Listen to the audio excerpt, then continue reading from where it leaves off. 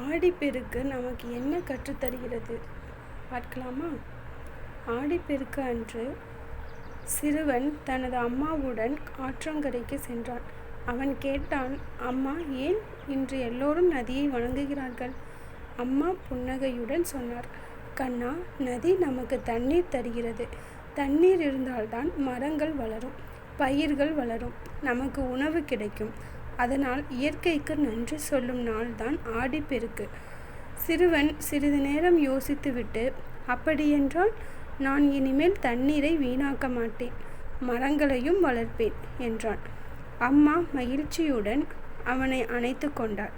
அன்று சிறுவன் கற்றுக்கொண்ட பாடம்: தண்ணீரை மதிக்க வேண்டும், இயற்கையை பாதுகாக்க வேண்டும், நன்றியுணர்வுடன் வாழ வேண்டும், அனைவருடனும் அன்பாக பகிர்ந்து வாழ வேண்டும்.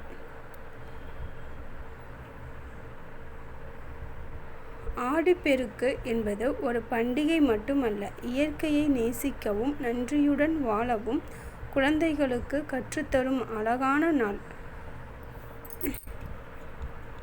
தண்ணீரை காப்போம், இயற்கையை நேசிப்போம், நன்றியுடன் வாழ்வோம்.